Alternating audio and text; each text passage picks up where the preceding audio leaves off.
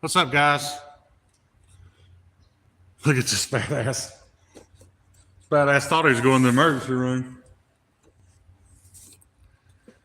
I want to start this live stream off by stating that the actions you will see here today are extremely hazardous and pose a high risk of personal injury.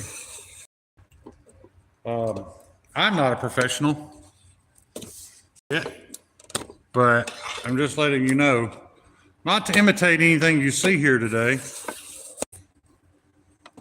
unless you have good health insurance. But yeah, not quite ready. The oven, well, we'll just go take a look. So what I've got not going on right this minute, guys, I've got my 3 pricks in the toaster oven under temper right now. And as you can see there, we're at 1932 degrees. So we're less than 100 degrees away from inserting our very first actual Cruwear knife into the oven. So, yeah, got that laying there ready. I've got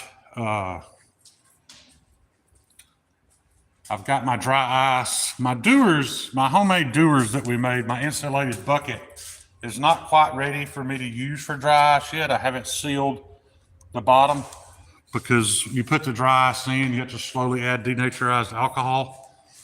It's not a watertight fit at the bottom, so I still have to fill the bottom with epoxy to seal it off. So today, since we're only doing the 4 Cruwear knives, I'm just going to put I've got another bucket. I'm just going to put the dry ice in it. Add denaturized alcohol until it's kind of level with the top of the dry ice, and throw the knives in there one at a time. Put the lid on it, let it sit for an hour. So this is my first actual heat treat on a blade. I'm not going to tell the whole story here, but I've had quite the day. Thought I was going to jail earlier, and all I was trying to do is buy some dry ice, man. But a couple of people know the story. I'll tell it later when I don't have to keep my mind fresh and aware of exactly what's going on at the moment. But just another day in the life of Shane, I guess. I never expected that going to Publix, of all places, to buy dry ice could lead to such a potential, really a potential of being in jail over the holiday weekend. But that's just the way shit works for me, I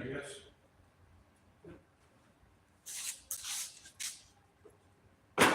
Stevie knows the story. That's why I said, look at this badass. Hard to be a badass when you're worried you're going to go to jail and thinking you're having a fucking heart attack at the same time. Because one thing I've learned for sure since my quadruple bypass is that a surgically repaired heart and adrenaline do not go together. You look kind of sketchy. Thanks, Homer. I was probably a little pale earlier. Literally, my hands have only quit shaking in the last 10, 15 minutes. My nerves are so wrecked. But I left there, was sitting in the turn lane to go to Lowe's to get my denaturized alcohol. I was on the phone with Kyle and I could hear sirens and literally thought they were coming after me to throw me in the pokey. But fortunately, it all worked out. What's going on here? Not much, buddy. I think you probably picked a poor YouTube name. I mean, I know you're only doing that to see if you can get people to say it, but just rather childish. But I'll tell you, I'm not going to ban you because I believe in the First Amendment. I think you have the right to say that word. I think you have the right to say that word with the R on it if you want to. I also think you have the right to get your ass whipped if you say it in front of the wrong person. Freedom is scary. We all have freedoms, but along with freedoms comes circumstances. So if you're willing to suffer the circumstances of saying that in front of the wrong person. You go right ahead, bud. You're welcome here. Say what you want. As long as you ain't hateful to my people. By my people, I mean the people in this chat. I will bail you out. I really thought I was going to need it, man. I'll just say this. For those of you who've seen my recent Instagram post, that's what it's about. I thought about it after I posted it. I posted a picture of a Ritter Hogue RSK1 and said my favorite new blunt object. And then I realized that could be taken as, the knife is shit, because a knife should be anything but blunt. That is not a knock on the knife, guys. It's just what it happened to have been used for at the moment.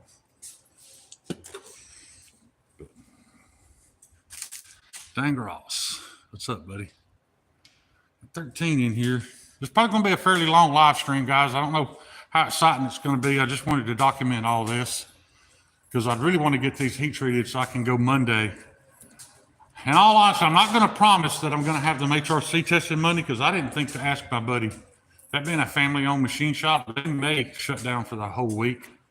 So I'm not 100% sure he's going to be open Monday for me to go HRC test these knives, but they definitely will be HRC tested as soon as he's open. 1987 degrees. The pricks like about 35 minutes more for their first temper cycle. I might take one of them over there and punch it just to see. I didn't heat treat those with any concern about how hard they are. Somebody might agree with me on that. They are Cruwear, but they're not going to have a cutting edge. They're just going to have a chisel tip. And in all honesty, I'd be just as happy with 56 as I would 65. I'd probably be happier close to 60, just so I know that Cruwear retains all of its toughness. Because that's all I want out of that piece of steel is toughness. I'm not concerned at all with edge retention. So we still probably got a few minutes. Stevie, I finally got the heater working. I don't know if you can see that temp, buddy, but we're up to about 600 degrees in there. I just learned you got to leave the door cracked open an inch. It's got vents on it, so I would think, just open the vent and that'd be fine. But every time I shut the door and open the vents, it dies down to like 200 degrees. And I know Meathead will call me a sissy, but it's pretty cold in here to me. So he can call me whatever he wants. Oh, so I'm going to have a seat here for a minute. We'll go back and check that temperature here in about 10 minutes or so. See if we're ready. Yes, this is a Redneck, Alabama shop, and yes, there is a recliner in it. Right here by the wood burning heater. So that's pretty nice. The recliner hasn't always been here. It's kind of a new addition. Howdy, y'all. Hope everyone is doing well today. Me too, man. I got my safety speech out of the way. I guess the next thing I should bring up is, well wishes to, or prayers. I'll say it. Prayers out to Randy WSG's family. I hated to hear that he passed away this morning. It's sad when we lose anybody in the knife community. We hang around long enough, we're going to lose all of us. It's going to happen. Let's see what happened. I see.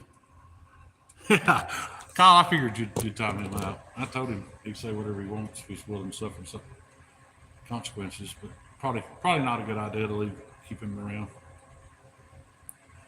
He was just hoping I'd read it because he's probably 12. Anyway, like I say, it's been a stressful day, man. Was not expecting those kind of shenanigans. I was going to wait to tell it. Probably wait till tomorrow night in my live stream to tell it because I don't want to have to tell it 50 times. What's up, Aiden? Yeah, one of those knives is Aiden's. I didn't think about that. We're getting your knife heat treated today, buddy. Aiden kind of hit the lottery on that one. Aiden paid for a Joke Wolf. As you guys know, I was not happy with how those turned out, so I did not ship any of them out. And Hayden had already prepaid for his, so he's getting a Cruwear. No, I'm sorry, he's getting a K390 Joke Wolf, and I believe he put in an order for a Cruwear Thug as well. So if he still wants the Thug, that's what we're heat treating today. We'll do the K390 probably sometime this week or next week. Depends on how busy Christmas keeps me. I don't have any small children. I have grandchildren, so I should only be busy Tuesday night. I guess Tuesday and Wednesday are pretty much no work days, but I can work Monday. I can work tomorrow, Monday, Thursday, Friday, all that good stuff. So the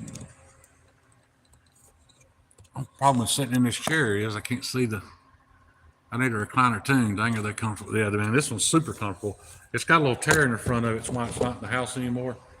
So it got retired to the shop, but I ain't complaining. They spend more time here than they do at home. Typically, if they have any get-togethers, it's always here in the shop. There's a big screen up there and a badass sound system in here. There's folding chairs hid somewhere for when people come over, but I was gung-ho and ready to get started with some heat treat, but I realized how shaky my hands were because my nerves were so bad. I figured I'd start a fire and relax for a few minutes. Thought I was having a cardiac event, which I guess I was. My adrenaline got spiked, and when the adrenaline dump was gone, I could barely breathe. So a little scary. You know what? I'm just gonna take this phone out of the holder because I can't see the chat. I don't have anything going on at the moment, so might as well hang out with you guys. No, Kyle, I can't reach a grinder from here. I need to get me head by me like one of those TV trays so I can set my tool on and just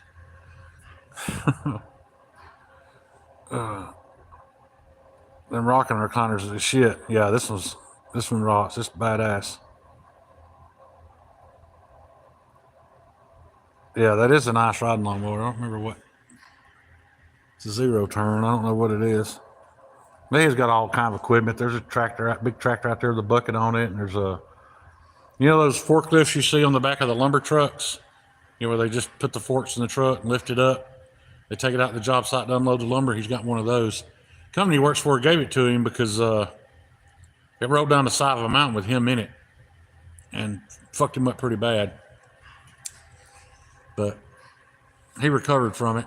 That's why when you see him turn, his whole body kind of turns. His neck's a little jacked. But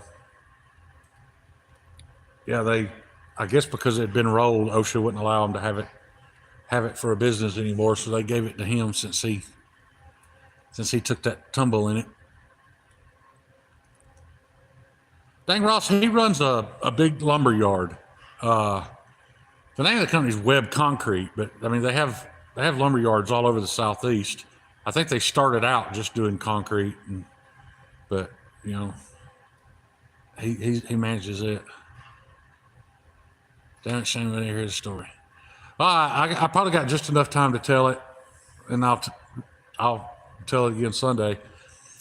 So I left the house to come do some heat treat, and first place I went was Publix to get some dry ice. I don't know about where you guys live, but here Publix is kind of the bougie grocery store. Everybody's always dressed real nice in there because the groceries are so damn expensive. It's just upper middle class and above that shop there. That's the only place that has dry ice around here. So I went to get the dry ice. Went in and got it. But to back up, tell you how stressful the day was, I went in to get it, got to the register. It took 5 employees to figure out how they're even supposed to get it and ring it up. Got up there, didn't have my wallet. So that was step one. I had to turn around and go all the way back home and get my wallet because I'd forgot it. Came back, went in and got my dry ice. When I came out where I was parked, I had to go back by the front door to get on the highway. And when I got in the little traffic lane, that goes in front of the Publix to leave, There was a brand new Corvette in front of me, and had aftermarket exhaust. Man, that motherfucker sounded like a F1 race car. Man, it sounds so wicked. And so I was tailing him a little bit, you know, to hear that thing, because he kept revving it and it'd fucking pop. And anyway, well, when I get in front of the building, there's a guy standing not on the curb of the building, but you know those little, you know, just one of those little grassy areas that they put in the parking lot, you know, to mark the end of the parking lot. He's standing there on the curb, pair of blue jeans and a hoodie, and he's got the hoodies up all the way up to his face. He's got it pulled up snug. And it's cold, and I could tell he was cold. So I stopped to let him cross, you know, because there was a pretty good line of cars. He'd been standing there a minute, so I stopped to let him cross, trying to be nice. Well, as soon as I stopped, man, he throws his hands up in the air and starts, like I had my windows up, but I could hear, he's like yelling at me, cussing me, telling me to go the fuck on and hurry the fuck up and get out of my way. I stopped so he could go. And I was like, all right, man, whatever. So I go to pull forward. As I'm pulling forward, I realized that the Corvette stopped at a speed bump, because this thing is slammed. It's a nice car. He had to stop for a speed bump, and I admit I was a little close. I stabbed my brakes to, you know, to not hit him. And I didn't. I stopped in time. But when I stabbed my brakes, I looked up, and old dude that had just cussed me, and I allowed it, you know, I let him get away with it, was coming behind my truck to go into Publix. And because I stabbed the brakes and he was so close, like I felt it. The whole truck shook when he kicked my receiver hitch with his shin. So I'm watching this in the rearview mirror, dude. You can tell old dude's in pain, man. He kicked the shit out of that thing with it. I've done it on my own receiver hitch. So I know how it felt. And it's cold. That was painful. He kicked my receiver hitch. Well, needless to say, he's already an asshole. He's already in a bad mood. He's already cussed me, and I didn't do anything about it. So he comes around the truck to my driver's side window. And guys, I'm still not angry. I'm still not thinking violence is not on my mind. But so I rolled the window down. I was like, hey, man, are you okay? And dude, he just lays into me. Just on this tirade, cussing me, talking about whipping my ass. He ain't no little feller, and he ain't as big as me, and I'm guessing late 20s, early 30s. And he's just dog cussing me in the window of my truck. And then puts his hand on the windowsill. So technically his fingers are inside the truck. And tells me to get the fuck out. And I can't explain this, guys, but even when I went to open the door, I still wasn't thinking about fighting, really. But as I'm opening the door, I'm realizing what's happening. I'm like, oh, it's finna be on. And I looked, and my full-size Ritter Hogue RSK1's laying on the console. So as I get out, I just sweep it up in my right hand. No, guys, I didn't even open it. I do not want to be in a knife fight with anybody. But I don't know who this dude is, what he has on him, and that's all I had. Like, I didn't even have my concealed carry on me. So I just grab it. I've got it in my fist.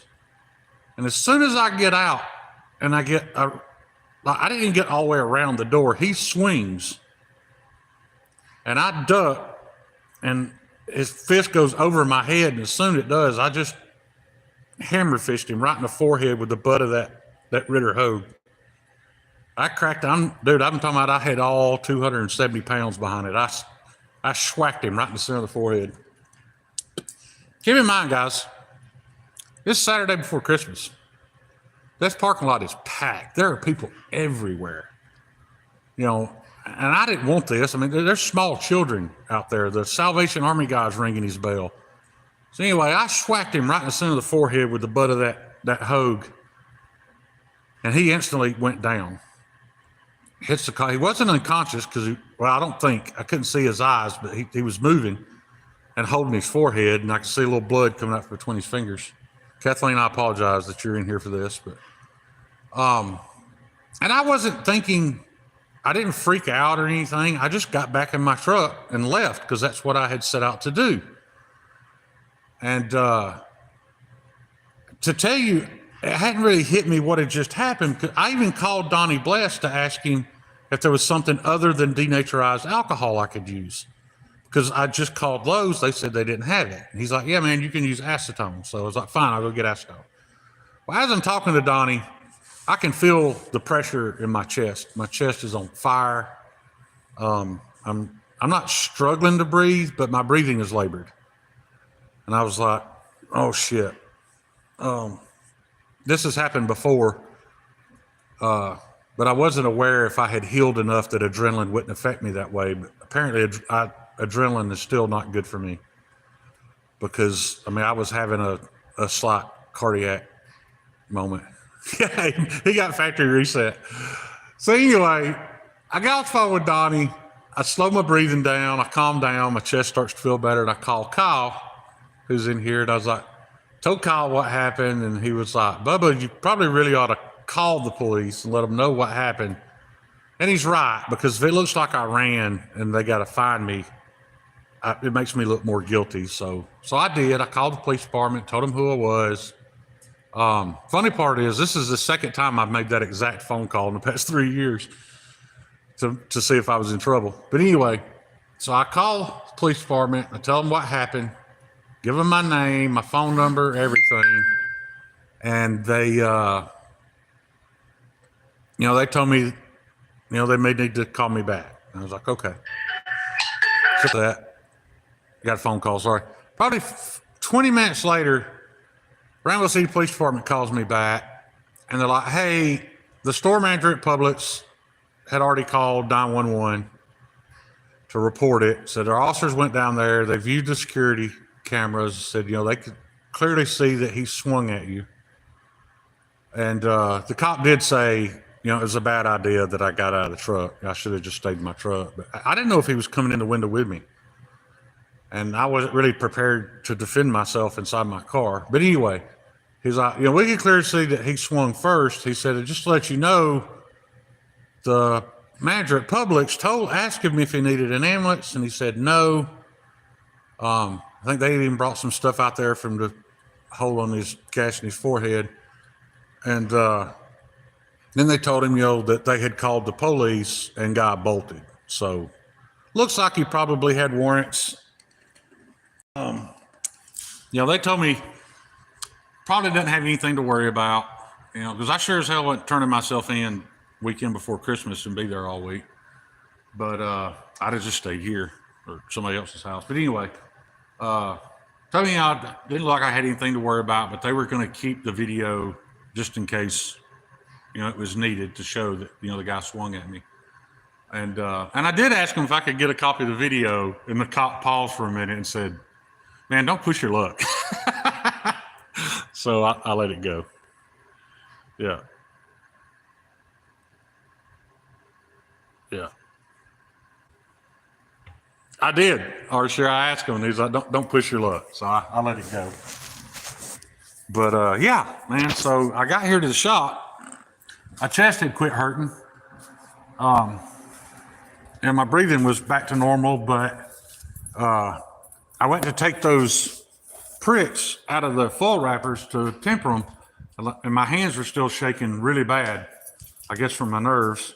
So I just started a fire in the wood burning heater and figured I'd sit down and take it easy for a few minutes. I'm gonna put this back in here because the oven's ready, so I'm fixing to put this in the oven. Yeah, what are the odds that a 53-year-old man can't just go to Publix and buy some dry ice? What really upsets me about it was that I was being nice, man. I mean, I stopped to let the guy go. I felt bad for him. I really don't know what kind of day he was having for him to have had to act that way, but here we go, guys.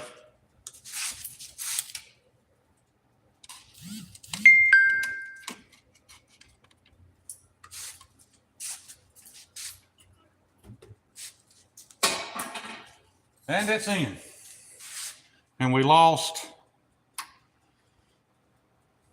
100 degrees. So we'll have to ramp back up. So we're going to there's the part where I actually have to keep an eye on it, because when it ramps back up, it's 18 minutes that it has to be in there before we quench. So going back up a lot faster this time than it normally does. Maybe I didn't keep the door open as long this time. No good deed goes unpunished. You're right, Mearsalt. That's pretty funny. He got factory reset. Yeah. I told Stevie, that's what I was telling Stevie, I was like, the bad part is, dude, I don't even get to feel like a badass because I thought I was having a heart attack afterwards. So it sucked all the pride out of it. Because I was reminded that I'm living on a surgically repaired heart and shit like that. I just can't do it anymore. Not that I would have asked to be in that situation. Like I said, I was just trying to be nice to the dude. But that's how my day's going. So I'm hoping I'm hoping it doesn't bleed over to my heat treat experience. That doesn't go as poorly. So it's in there, climbing back up, and my quench plates are ready. My temper, I don't have to reset. This only runs for an hour, and you have to temper for 2 hours. So what I did was I put it on 60 minutes, and every time it gets to 30, I reset it. So this is the last cycle for that. So when that goes off, I'll just let that sit there until it reaches room temperature again and start that temper cycle all over again. Because like I said, those are the pricks. Not at all concerned with what HRC they are. I just want them tough so that, they don't break if you do ever have to use them. That's another thing I was thinking about. It's really funny that I said I made those just for, I said road rage, in case of road rage, as a self-defense tool for somebody coming into the window of your vehicle. What are the odds that it fucking happened to me? You mess with the bull, you get the horns. That's right, Derek. And this Alabama, dude, he should have known better. You might be able to get away with that shit somewhere else. But he's I don't know, man. But, I don't mean to judge people, but, he looked like a punk. Well, in all honesty, he kind of looked like Donnie Bless. If that tells you anything. Now he looks like Donnie Bless with a big gash in his forehead, and I'm sure he won't go to the hospital. So I'll probably run into him again eventually. Get to see that scar. There, Ed. Are you happy I told the story? I wasn't planning on it because I don't want it to sound like bragging. I cheated. I hit that dude with something. Nothing badass about that. But man, I'm old. I'm probably twice that dude's age. So it is what it is. What's up, Dr. Drew? I was going to tell you guys about it tomorrow night anyway. I'll rehash it tomorrow night because there's people that'll come in that don't know. But that was why I posted that picture of the hoe saying it was my favorite blunt object.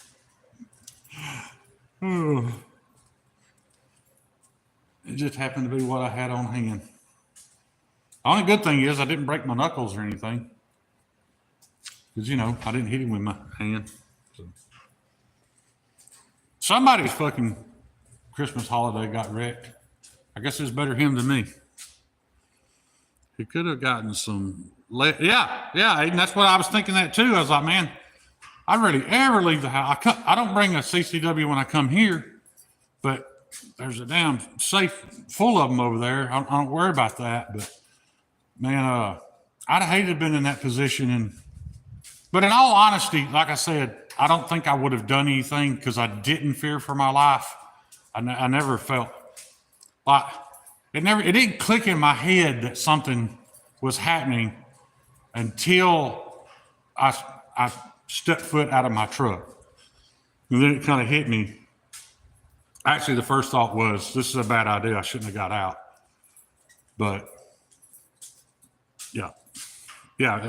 This part of the South, anybody else, high chance he could have got ventilated.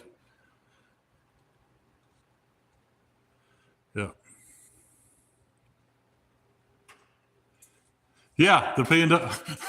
Well, the P and W club would have showed up on the camera.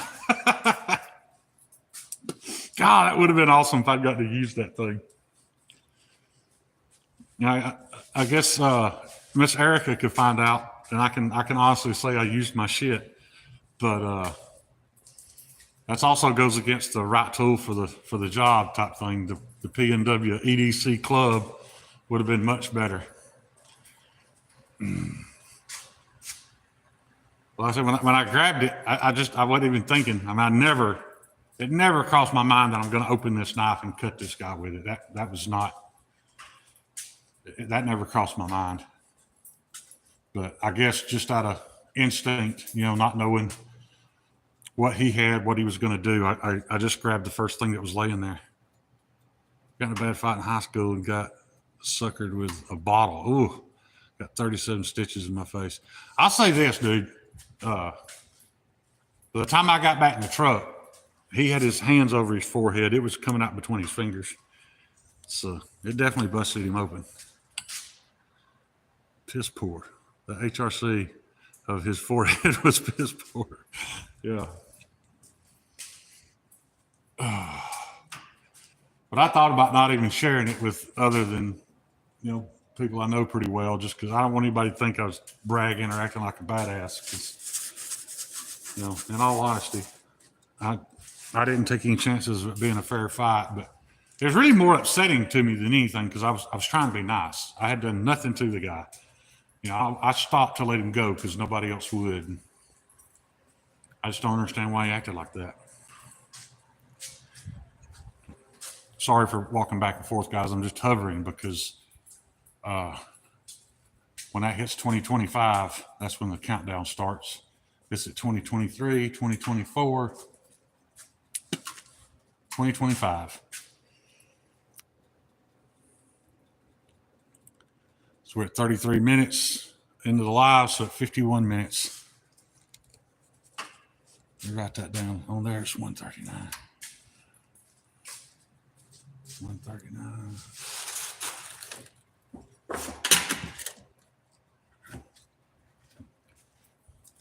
My memory is not good enough to.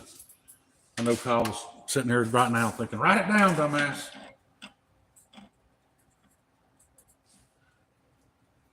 51 minutes on the live stream. We're going to clinch. Yep. So that will be 18 minutes. Will be the countdown at 121. So 121 on there, 51 on here. Whichever one I'm looking at. How are your guys' days going? Exactly. Dewey ended up in the same ER and almost had round two. Who was it had the big fight in the ER? Is it Nate Diaz and Joe Diesel? I don't remember his last name. I just remember his Joe something. They called him Diesel. He used to be a big fat guy. Got down to welterweight. Port Hueneme Popo would have locked you up. How do you know that story, Mirsal? Port Hueneme Popo has locked me up. How do you know that? Are you in Port Hueneme? Or have I told that story before? That's weird. We got to talk later. You got me really curious now. You lived there. Dude, I spent 28 days in jail in Port Hueneme. Thought I was going to prison for attempted murder in Port Hueneme. It's also, I hate talking about fighting because it always sounds like you're trying to make yourself out to be a badass, but that was the worst incident of my life happened in Port Hueneme, on Hueneme Beach. Yeah, I'm not a fan of Port Hueneme. Well, I take that back, man. This was in 1990. And the Hueneme Police Department was actually really good to me. They didn't even lock me in a cell. Like I had a cell, but the door wasn't even locked. And they all told me, that they didn't think I should be there, but I don't want to get too deep into that. Muir arrested you. Muir would remember. If you remember a surfer getting beat into a coma right there at the little taco shack at Wainimi Beach in 1990, you definitely remember. The chance of prison tends to calm you down. Yeah. Yeah, I remember my military career too. I mean, got my entire life because of my Uncle Johnny. And I got to see my Uncle Johnny today. Got to eat lunch with him. He lives 7-8 hours away, so I don't see him often. But he retired from the Air Force. He was in intelligence. He was George H. Bush's right-hand man at the CIA. My Uncle Johnny literally helped end the Cold War. But anyway, he was my hero when I was a child, and all I ever wanted to be was in the military. So took my ASVAB. You might find this hard to believe, but I aced my ASVAB. I overqualified even for the nuclear program. But at 6'3", I couldn't participate in the nuclear program because I couldn't fit in a submarine. And didn't want to be in a submarine either. But anyway, I ended up joining the Navy, joining the Seabees, because I wanted to be an electrician. And in 1990, A school for all the Seabees was in Port Hueneme. And I'm not going to get into the story, but my last week at A school, something happened at Hueneme Beach. And somebody ended up in the hospital, in a coma for several weeks, and it followed me around. You know, my whole first year, for my first enlistment, that 4 years. Like, I didn't even get to change duty bases because when I got to NAS Lemoore, my next set of orders would have been overseas orders, and I wasn't allowed to go overseas because that trial was pending. But Navy JAG officers, you know, they helped me out. I got, you know, 4 years later, I got acquitted. I actually still had a year of service left because when you join the Seabees, you have to sign a 1-year extension on top of your 4-year enlistment. And yeah, they helped me get out or get acquitted, and but then proceeded to process me out of the military.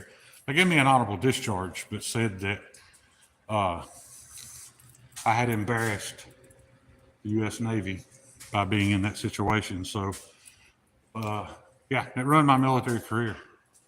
I was about to go to dive school, had already pre-qualified for dive school, had passed I was in phenomenal physical shape getting ready for that. Because it's not budge training, but it's at the same place, and you do a lot of the same training with them to go into the underwater construction teams.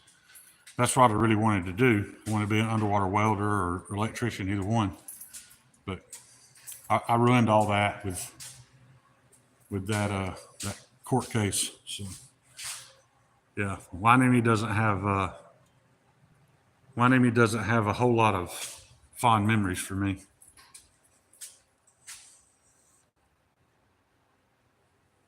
I get beers there. Yeah, I don't know if you're old enough to remember Muir Salt, but there was a lot of tension. Just a large percentage of the local population of Port Hueneme just absolutely despised anybody in a military uniform. I mean, I did nothing to that guy. From 200 yards away, he was screaming, "Get off my beach, you fucking squid." But anyway, whole different situation. He got factory reset too. Matter of fact, he had a little glitch. He will never be able to taste or smell or have emotions anymore. Apparently that part of his brain doesn't work anymore.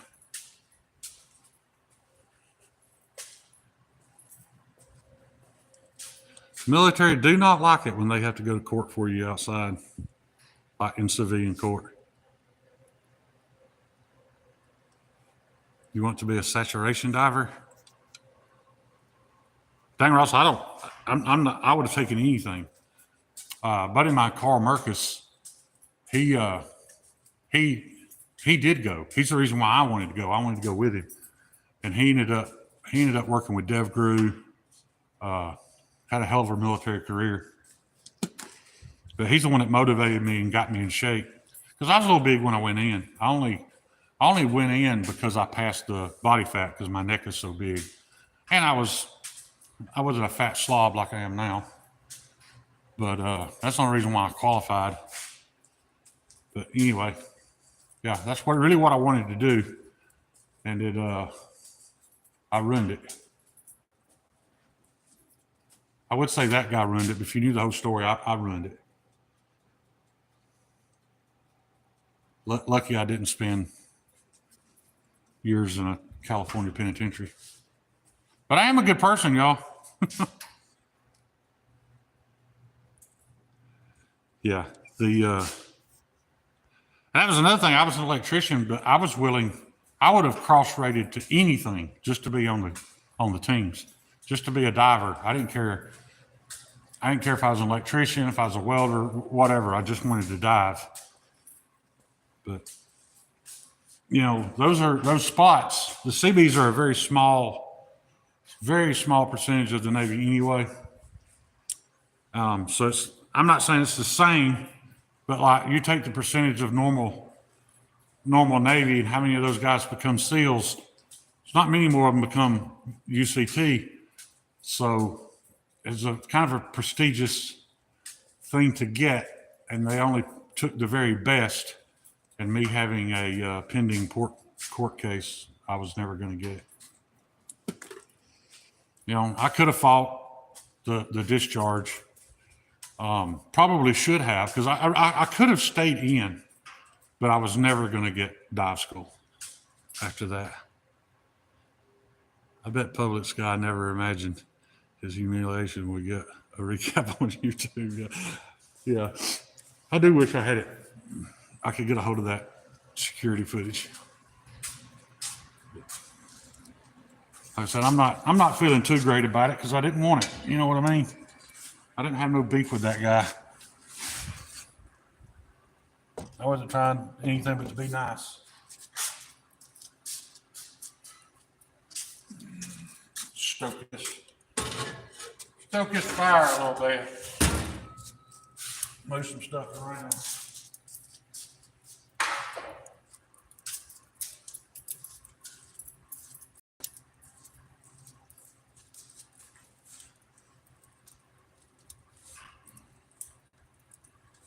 I bet for a minute there, Kyle thought he was going to hear me getting arrested. As I was on the phone with Kyle at a red light, I could hear sirens. I thought, well, they came after me. It was an ambulance.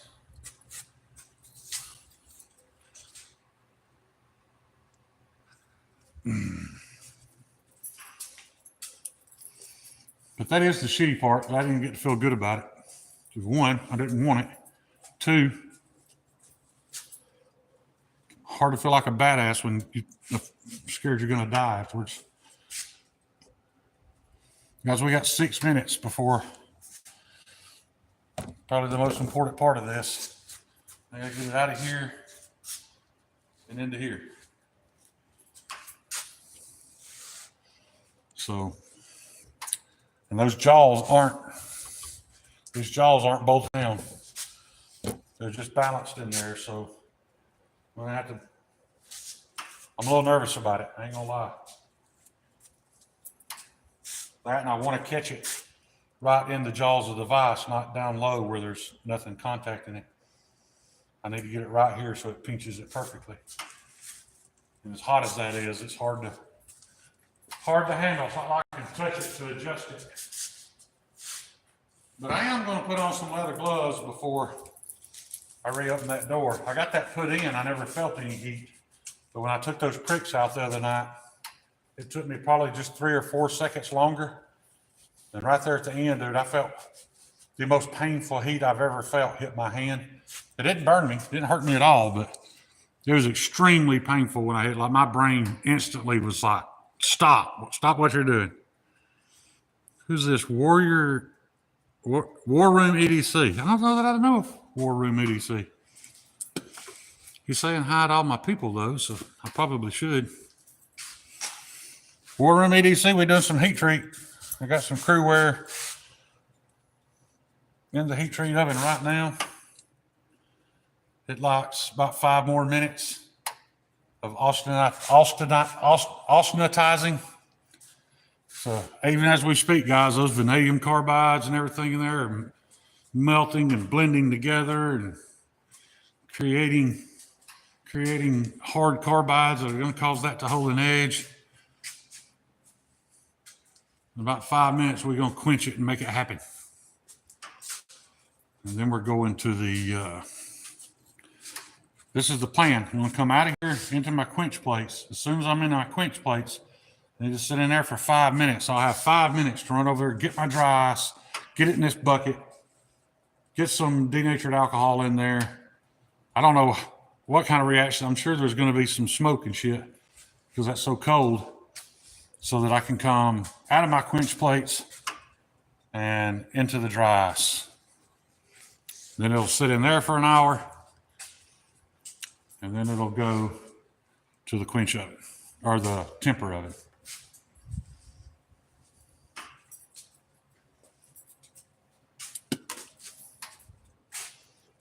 Four minutes. I ain't gonna lie, I'm a little bit nervous. The greatest cookie dough. You may need some silicone gloves. I got some around here somewhere from when my dad worked in the glass factory. You may be right. I mean, I wouldn't dare trust these to touch it. I'm only putting these on for that radiant heat that comes out the door when I open it. Small flames for the I wouldn't think so. Just with the denaturized, that's why I've got it way over here. The denaturized alcohol, when I pour it in there with the dry ice, I'm just sure you're going to get that white, freezing cold, what looks like smoke come out of the bucket. I've never actually mixed them, so this is brand new to me. And like I said, this is not my plan for the future because this is not insulated. I'm only using it because it's clean, because my insulated dry ice bucket is right here. It's not finished yet. I've got to shave the insulation off the top, but the interior down in there is not sealed. So if I poured my denaturized alcohol in there, it would leak out into that insulation and probably eat it up. So the reason why it's not sealed is it's so cold in the shop. You can't do epoxy below 75 degrees. So I'm going to take it home, mix up my epoxy, pour it into the bottom to let it pull up and seal that bottom so that my alcohol doesn't leak out and eat up my insulation. What's up, DH? I'm doing good, buddy. Doing some heat treat. We got 2 minutes before I take this Cruwear blade out and quench it. I thought about not doing this on camera just to add. I may have to ignore y'all for a couple of minutes because I'm going to need to be zoned in. Make sure I don't screw anything up or burn myself. But I was really nervous about this, man. Like, questioning, am I going to be able to do this as good as Alex or as good as Brian or as good as Steve? And I've talked to all three of them. They're like, dude, there's absolutely no difference.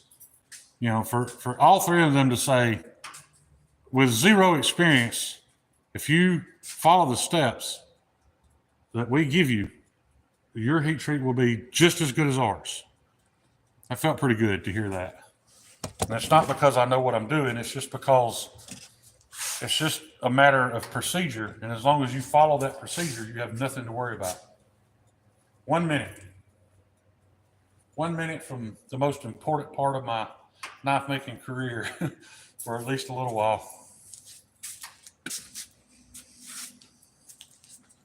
I don't know if I told y'all, but my fixture broke, my little ceramic fixture they sent me to put the knives in.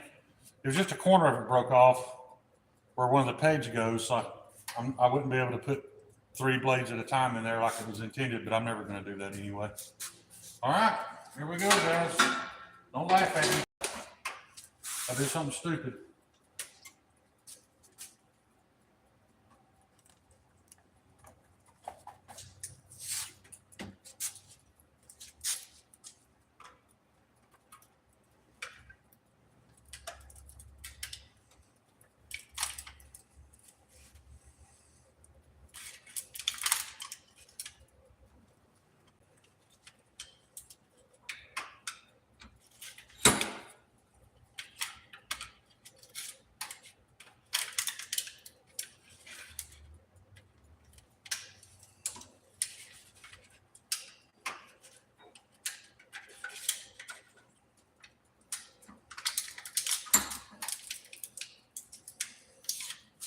All right, it's in there.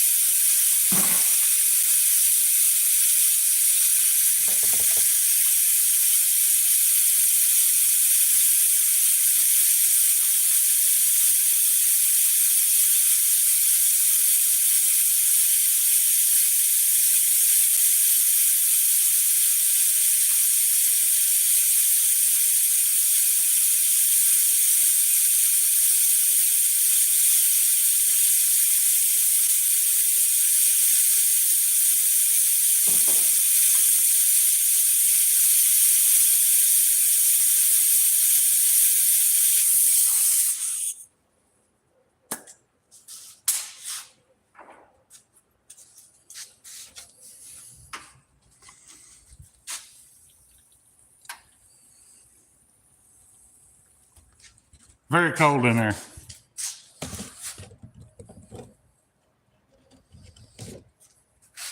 We're gonna give it 3 or 4 minutes in the quench plates and then move it from there to the crow. Hopefully by then, it's looking like the time will be about right. We'll be able to put the next blade in.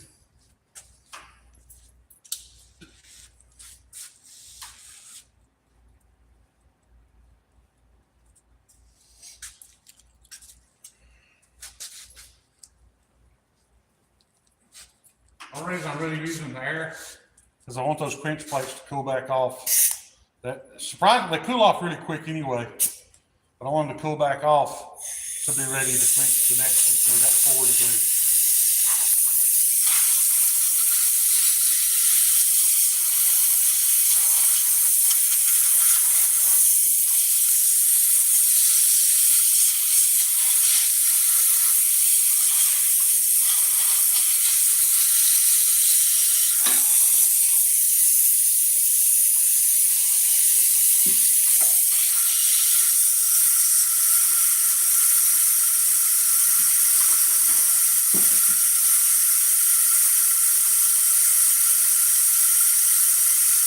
In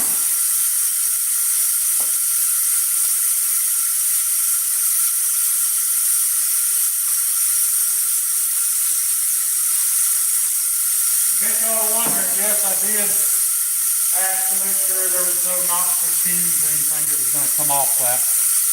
And there's not. There's nothing to worry about there.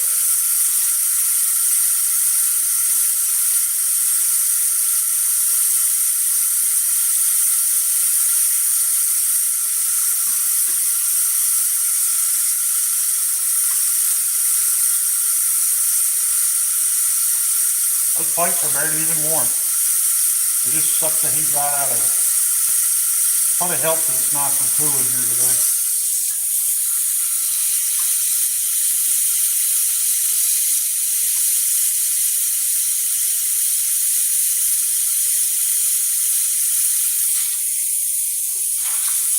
What we did there, because those carbides and all were so, at critical temp, when we just quenched that, all those carbides just like crunched down and got under extreme pressure.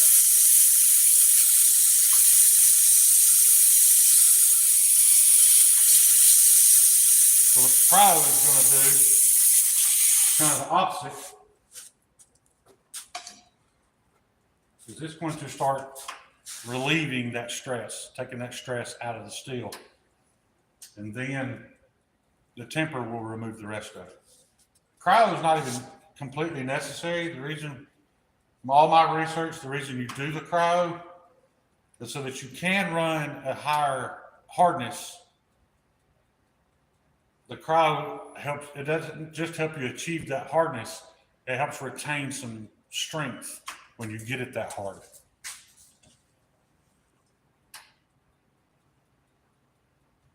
With a laser heat gun. I've got one. I'm going to get one. Just, I don't know that I need it, but there are things I'm curious about.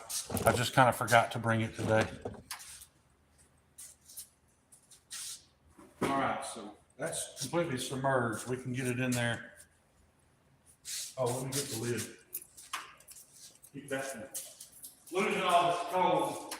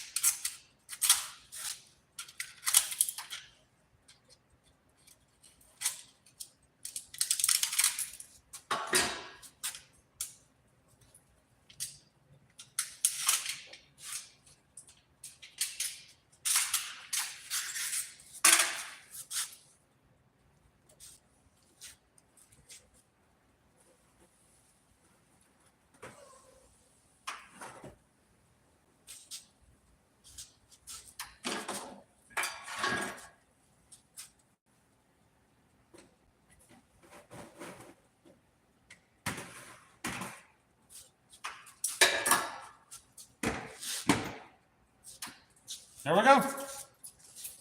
It's in there. If you're wondering about that tab I had sticking out the end, there was probably a 1/4 inch of handle of actual Cruwear sticking out the end of the plates, and I am making sure I orient that so that I know it's the handle. So that last 1/4 inch doesn't quench as fast. It's not going to matter. May actually add a little toughness in case you need to hit somebody in the forehead with it.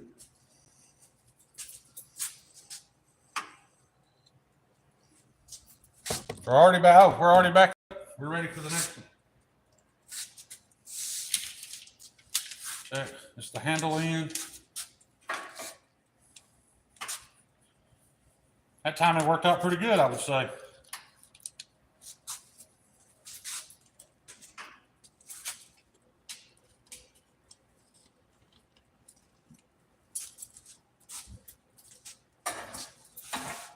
Now we wait for it to hit 2025 again, give it 18 minutes.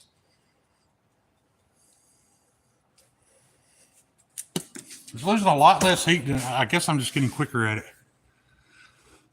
What do you got going on? Looks like someone got him gloves for Christmas. Finally, yeah. I sold a bunch of knives today. I want to pay you for that pry. You talking about the prick, Bando? Yeah, I'll get with you. I'll get with you later this evening about that. We'll handle it. I'm just going to let you know I'm not putting scales on those, but I don't want to leave them bare steel. So the first one is going to kind of be an experiment. I'm going to dip it in resin and then wrap it in I don't want the paracord completely saturated in resin. I don't want it to get hard and uncomfortable. So really what I'm hoping to do is just epoxy the paracord to the steel so that you have a little bit of comfort in that grip when you grip it. But I hate that you had to sell a bunch of knives to make that happen, man. But that's kind of touching. I appreciate it.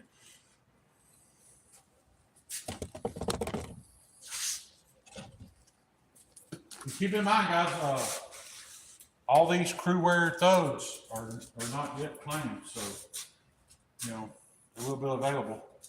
And if Cruwear isn't your thing, I got these K390 joke wolves. This may be the only batch of these I do. It's just hard to advertise the joke wolf.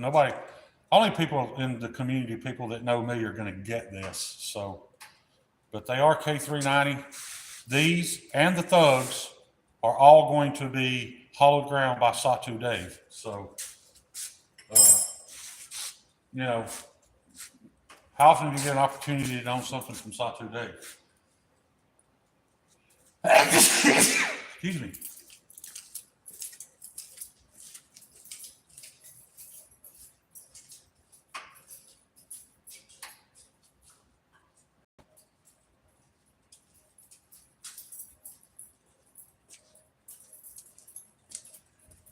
Look at that bucket.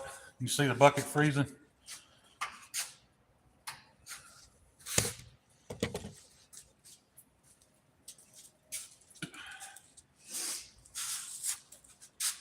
Where are we at? 1982.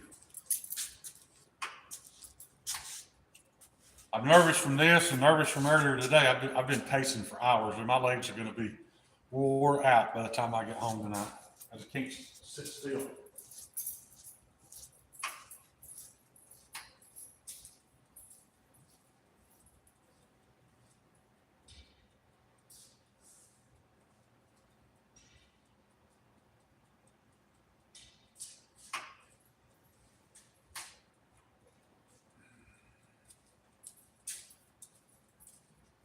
I read a comment by 4 Skeletons earlier that said, I seen somebody got some gloves finally. I don't recognize the name 4 Skeletons. Unless it's Cheetah. But that's odd, because the only way that makes any sense if you were in here the other night when I opened it with no gloves. The fixie I got from you has a similar blade shape, just way bigger. I dig the joke wolves. Yeah. The only people who have paid a deposit and definitely there's 1, 2, 3, there's 6. 6 joke wolves in K390. 3 of those are claimed and partially paid for. That's Snot Rag, Paul Mills, and Aiden.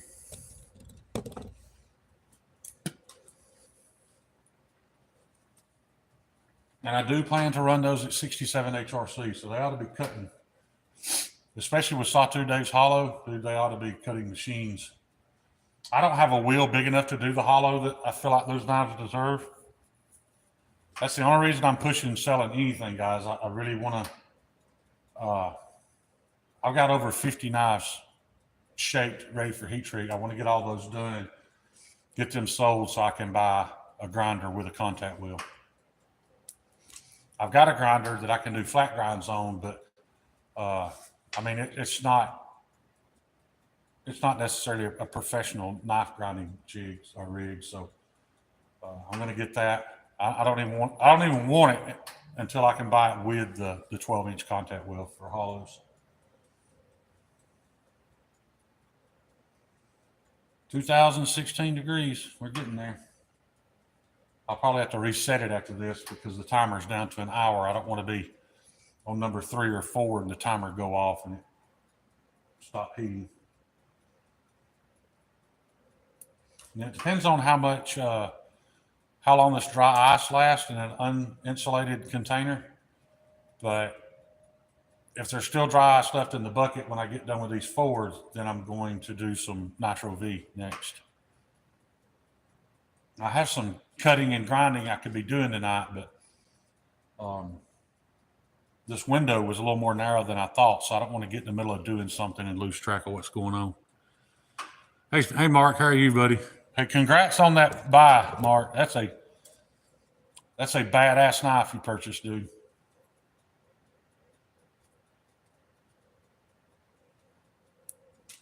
Hats off to everybody that participated, everybody that donated, just everybody that come and hung out. Honor Brother Jason Brown. That was awesome. Mark, you ordered something, didn't you, Mark? Yeah, you wanted a prick, right? It says you and Bando, I think, are the only two that I know off the top of my head that wanted a prick.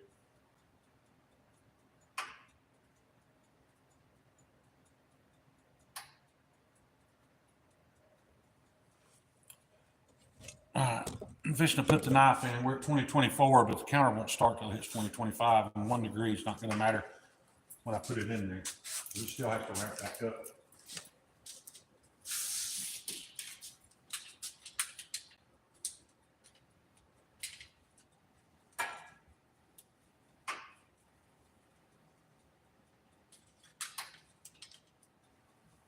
There's little things you don't think about, like when you make that foil packet, these tones just barely touch the handle of that knife. If I'd made that any longer, I'd just be squeezing the foil, and these things don't close up enough just to grab the foil.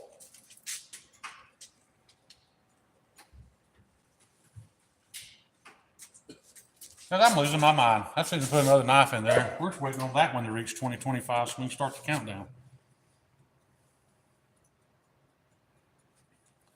Already I'm getting... In 2025, I'm just going to go by my Christian name. That way I don't keep having to pay Forrest to make me a Hank every time I change my name. So 4 skeletons you are, Cheeto, then, I'm assuming.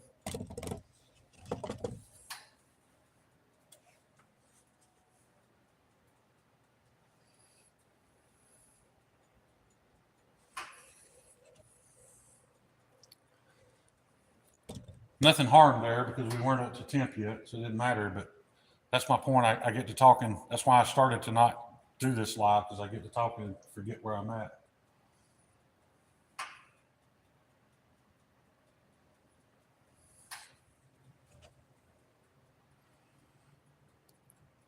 He said he was Wes. Okay. I was Space Ghost all 2024. There you go. Yeah, I guess that does get expensive. You have to buy a new hank every time you change your name for skeleton. I like Space Ghost though, man. I've kind of gotten used to you being Space Ghost. I like that name. The ghost with the most.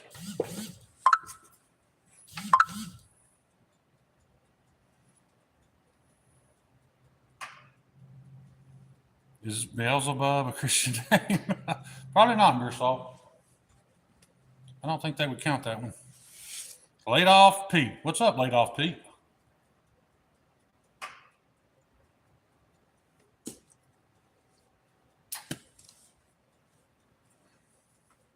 It does take some getting used to when these guys change their screen name, though.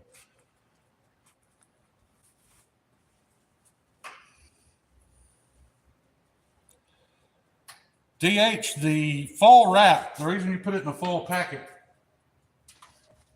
is because if you put it in there without a foil packet, it will oxidize and create an oxidation layer on the blade that is softer. So you have to You have to do a bunch of grinding to get that scale off. Put it in the foil packet, seals it from oxygen, so there is no scale when you're done. If you're not doing super steels, they make this clay paste. Like for that Nitro V, I could have used the clay paste. But you just paint this clay paste on it, let it dry. But it's only good up to like 1950 degrees or 1900 something. So you don't have to make full packets for those. You can paint them with that clay, but I'm just going to make full packets for everything.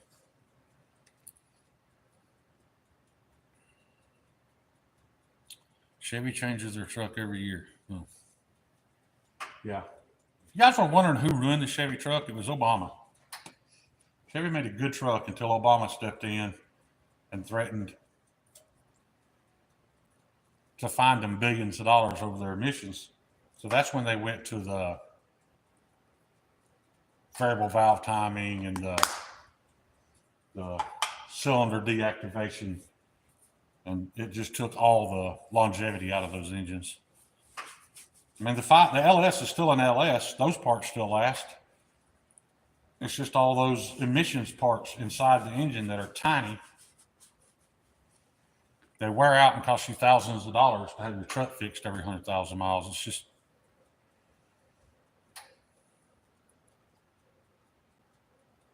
it sucks.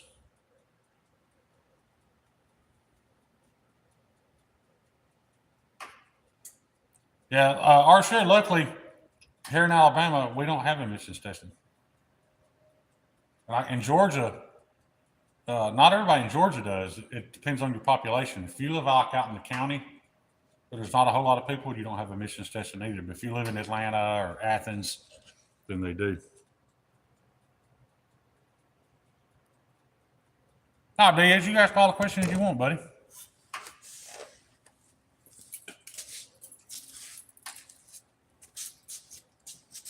There are guys right here in the chat, DH, that can answer 90% of your heat treat questions, and they've never done a heat treat. But it's because they've asked questions. They've been here when other people ask questions, and they've heard it over and over and over. We're almost at critical temps, so we can start the timer.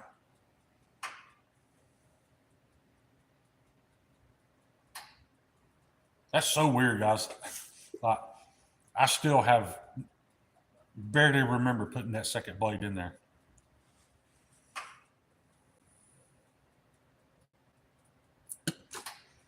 The Todd car, I will say this. I think the safety inspections aren't a bad idea. There are cars on the road here in Alabama that are absolute death traps. People get killed every year by somebody driving something that should not be on the road. I was that asshole mechanic when the 25 years I did that. If you brought a car into me and it was unsafe to drive and you didn't want to fix it, that's fine, but you're towing it. You're not driving it off I'll call the cops. I would not let somebody leave. Now, if it's running bad, hey man, drive it. But if you got fucking wire sticking out of the tires or brake fluid dumping out of a line, whatever. If it was unsafe, I've done it. I've called the cops. I was like, hey man, this guy don't want to fix it, and I understand. He can take it somewhere else, but I ain't letting him drive it out. And they'd come down there and make them call a record to tow it. Because can you imagine how mad you would be if your family member got killed because some guy was driving a piece of shit car that didn't need to be on the road? Especially when you think it wouldn't even have been on the road had it been where you live, Todd, because they wouldn't have let it. Yeah, I know they get a little strict about that. Like if you got a hole in the fender, it fails. That's kind of dumb, but I'm just talking about the mechanical parts of the vehicle being unsafe. But there are parts of the United States like that. All right, we're there. So it's at 57 minutes there. 1:15.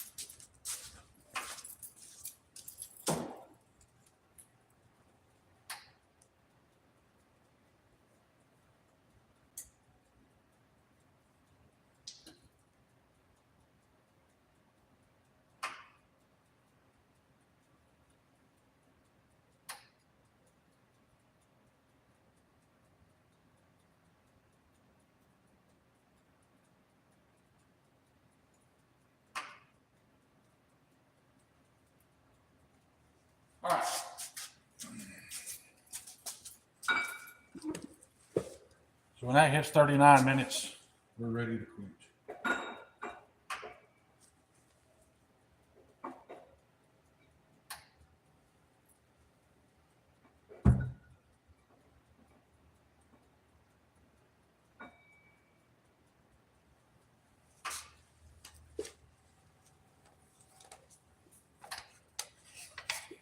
I know this isn't very exciting. I apologize.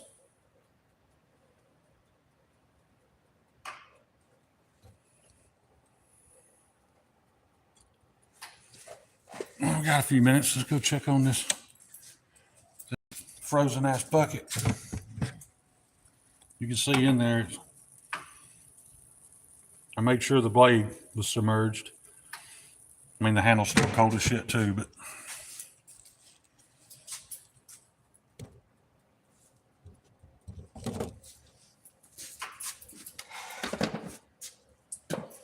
don't really have to have an exact timer on that. I mean, it could sit in there for 3-4 hours, but everybody I asked said 30 minutes to an hour, so I'm just going to go with an hour. Brakes, lights, tires are the big ones, though. They even check wipers. If it came on your vehicle, then it needs to be in working order. Yeah. That has always been weird to me, like truckers that put all those lights all over the cab of their truck. They don't have, by law, they don't have to have them. They add them to make the truck more safe and more visible at night. However, let's say they add a dozen aftermarket lights to their vehicle, and one of those lights goes out, they can be ticketed. If it's on there, it has to work. That makes no sense to me because like, man, I've got 11 more lights than DOT says I have to. Yeah, but it don't matter. If one of them doesn't work, you can get a ticket for it.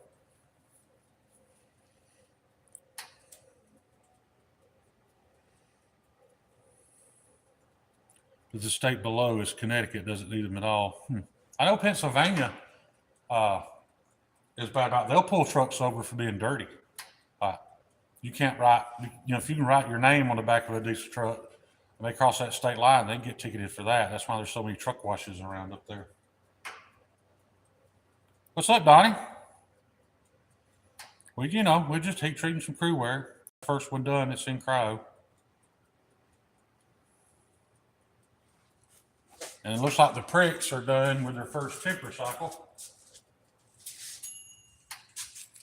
I'm not going to open that door, Donnie, but I have been, one thing I haven't thought to ask anybody, after a temper cycle, is it okay to open the door and to let it cool off faster, or should you just leave the door shut and let the whole oven and the blade come to room temperature after your 400-degree temper cycle?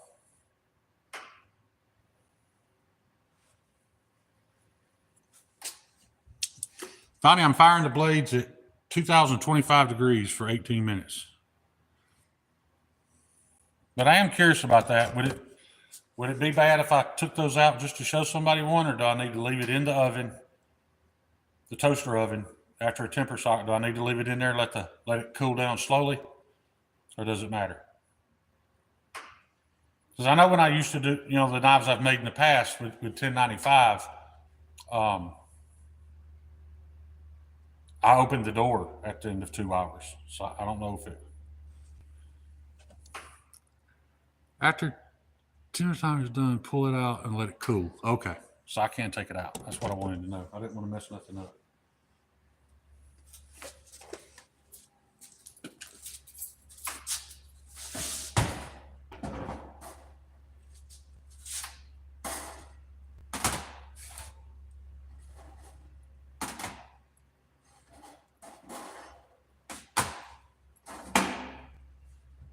I'll let it cool off a minute before I grab one.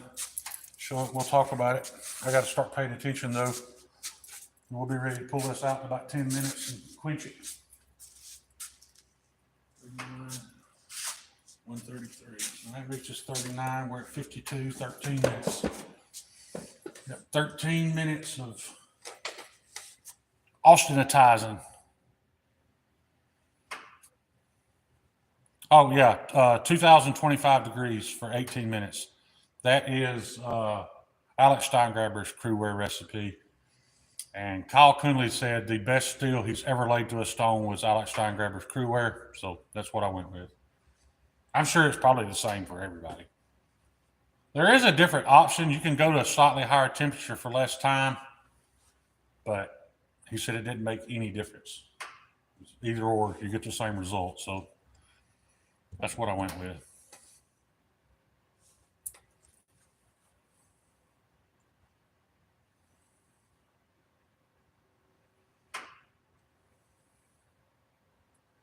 After this, I'm going to hit stop and restart that because I've got this cycle saved at 2 hours. I've got 2 more to do. Like I said, I don't want to take any chances of running out of time on the next 2 blades.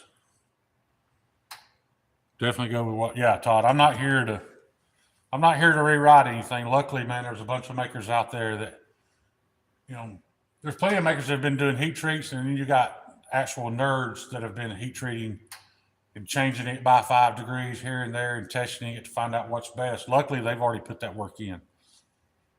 Yeah. I do 2065 for 70. Yeah. Yeah, pretty consistent. Yeah. Yeah, I think that's what he told me, 2065 for. He said 15 minutes, but he said to add 2 because it's not the temperature of the oven you're concerned about, it's the temperature of the blade. I almost have 66 dialed in. Yeah.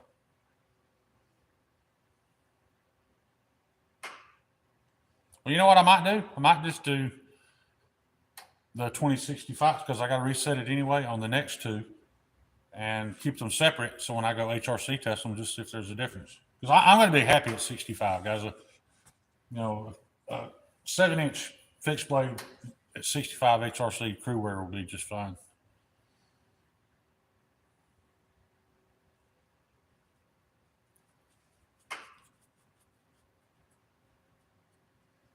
I did learn today. I do want to change up my quench plate setup a little bit. I want to make it where I am going to attach them to the vise so that they don't move. It's not necessarily an issue yet, but I don't want it to. I don't ever be going to put it in there and the plate fall. I don't know what that window of time is. I just know the time I spent with Steve, it was probably less than a minute from the oven to the quench. As quick as you can get it there.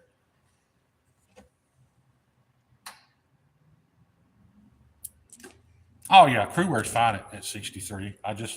If I can get it to 65, 66, I want to. If I can get one to 67, I'd be happy, but I don't know what that requires.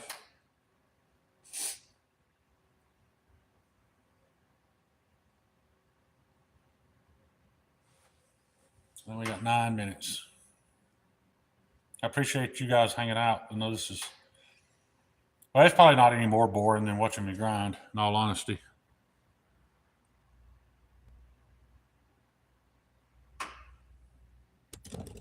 I would be curious to see. Like I said, I wanted it at 66 if possible, and this is what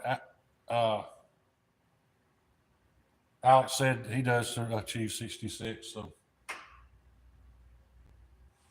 it's not only say all ovens are different. There can be slight variances. So, I'm sure Donnie's tweaked here and there and still is tweaking trying to reach 66. So you in the shop too. I hear you, Bo.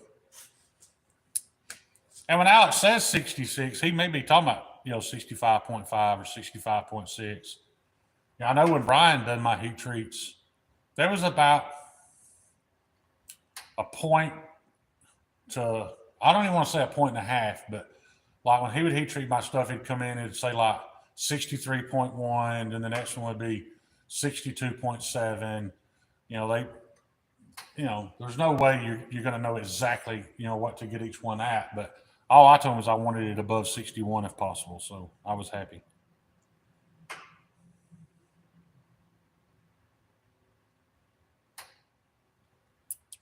Todd, I don't have to send them out. I've got a high-end fabrication shop here in town, about 10 minutes from my home. I've already talked to him. He told me I could come by anytime and HRC test, but I don't want to go like every day or anything. So I'm going to get a batch together, take them by, check them, and see. I don't know it's a family-owned business. It's a big business. It's family-owned, so I'm thinking they may not be there this coming week. So it may be next week before I get to HRC testing. But I've got a bunch to do anyway, so it don't matter.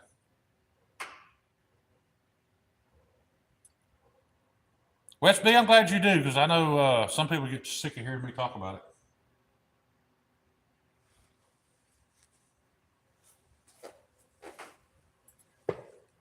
It's like 126. I know I should remember these times. So I better check it. 39 and 133. Yeah, 7 minutes.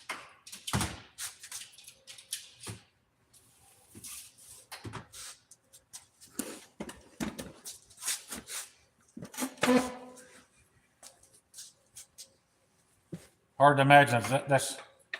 I mean, you think about it, all you're doing is getting that hot. But when you think about it on a microscopic level, everything that's going on inside that steel right now. Grain structure tightening, carbides are forming. I guess you have to be a little bit of a nerd for that to interest you, but it does me.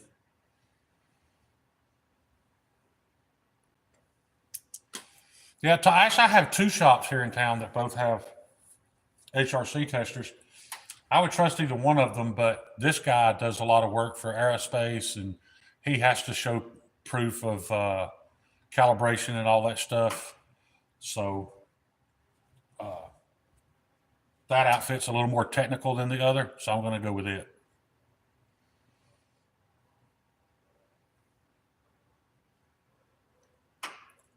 So I've got those bitch prototypes.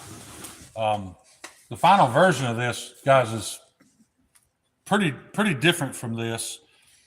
I made a couple of prototypes to see how I liked them. I wasn't going to do anything with them, but R. Shear bought this one, and Mad Yoko bought the larger one. So yeah, I've got to get these heat treated and get these out to them pretty soon. I really appreciate that. I did give them a discount on them, not because there's anything wrong with them, but it's not the final. This is not the final product. The final product has a finger troll and a hole in the blade. Anyway, that's the Nitro V I have to do. I don't even have the recipe for this yet, but this is Sawtooth Dave's SNT. This is in 3V. I don't even have the 3V recipe yet, but I'm going to get it heat treated. And you talk about an honor, making a knife for Sawtooth Dave. That's, yeah, man, that's impressive stuff.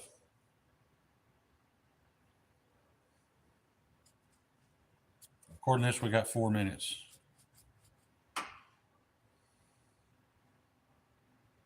That is a massive hunk of 3V. You ain't kidding, man.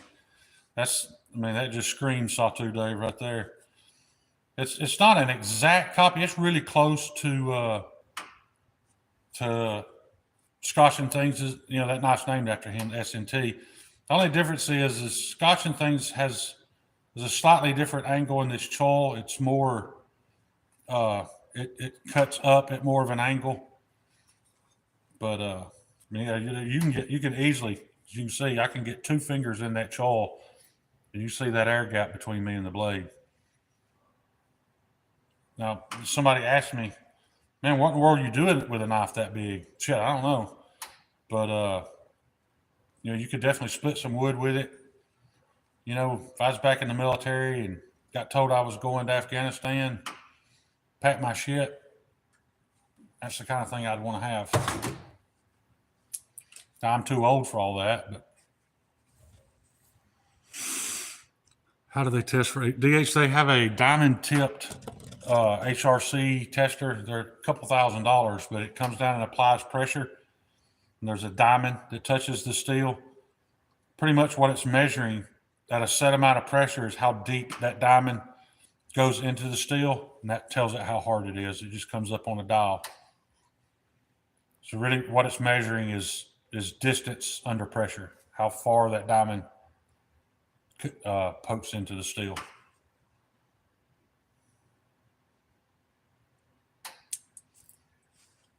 3 minutes.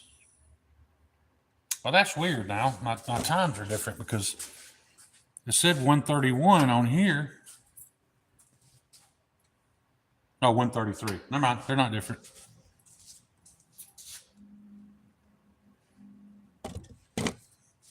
Yeah. They're both reading the same 2 minutes.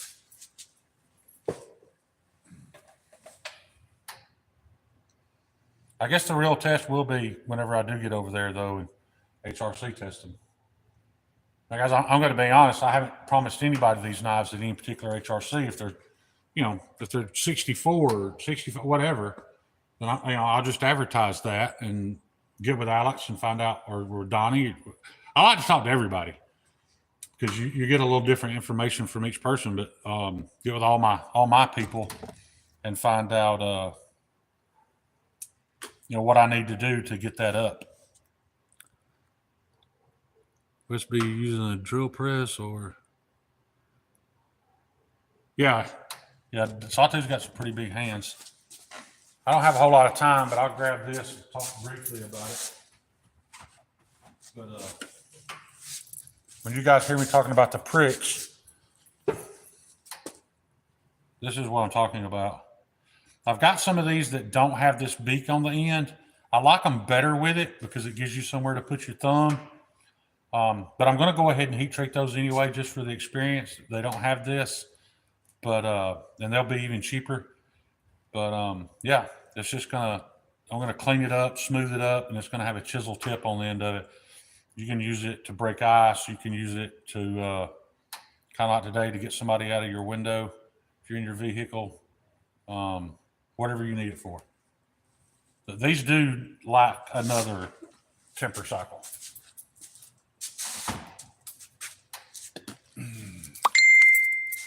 I just don't want to be in the middle of a temper cycle worrying about that while worrying about this. All right, here we go. Time's up. Let me get this stool out of the way. Don't make any mistakes.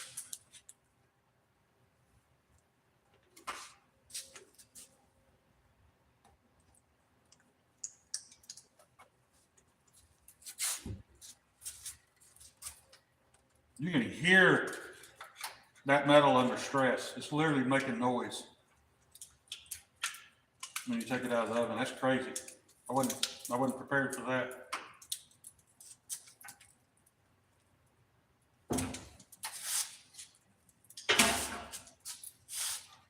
It wasn't the packet either. It was like a creaking.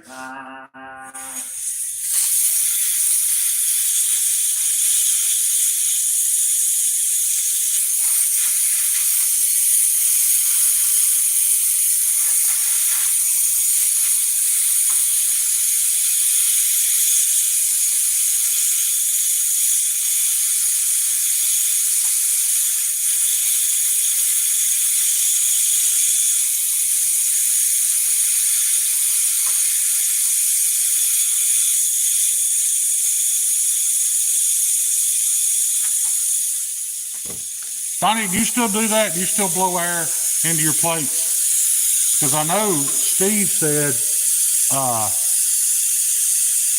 he always did, and then he tried with that. He said he doesn't notice a difference between even the plate cool down time. He doesn't notice a difference in any of that, so he's quit doing it. But the day I spent there, we did do it, so I'm continuing to do it.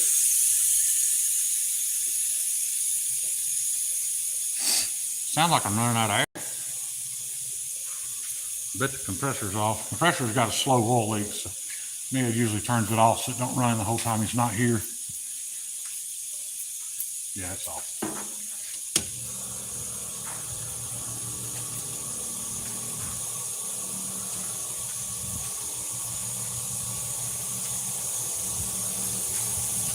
Yeah, I do. I'm going to too. I mean, it's right there. And if I'm doing multiple knives, I at least like to know that my plates are going to cool down as quick as possible so that they're cool for the next one. But I checked those after I took it out. They were just warm to the touch. And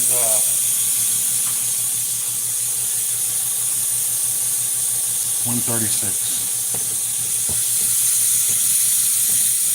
140 will take that out, put it in the cryo.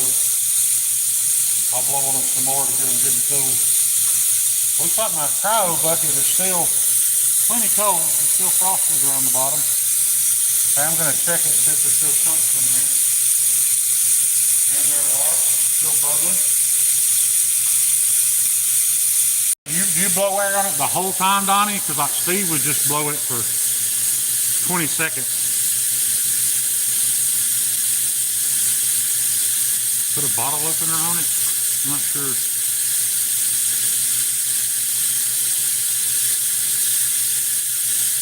Yeah, that's why I was thinking it too. You know, if I'm going to do more than one heat treat, if the air brings these plates back to room temperature, then why not? Maybe Steve just stopped doing that because, you know, Steve's oven is outside in his carport. You know, and it's pretty cool. So maybe his plates are cooling faster than they used to at this point. I don't know.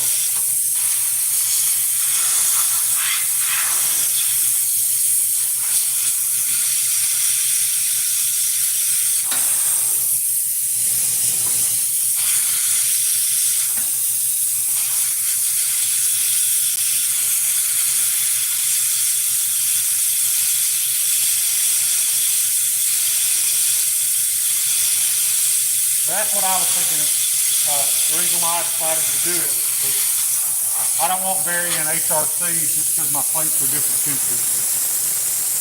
Go ahead and go. I close the vise, air for it for about a minute, pull them out, remove envelopes, turn between two hardened flat bars, and then the vise. Now I didn't do that. I did just put it in there. I may take this one out and realize that it worked on me because I didn't.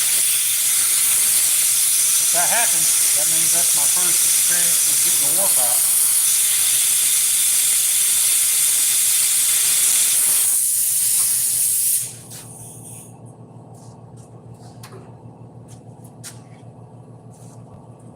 That one's been in there long enough to take out now. I guess I can go ahead and check it. See if it's got any warp.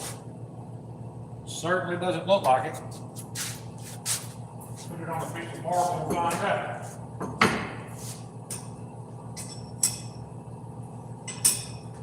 Perfectly flat. No teen.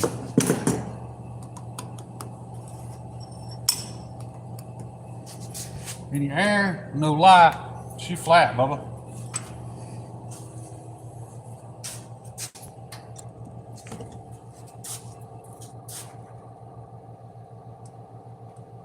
Maybe that was beginner's luck, I don't know.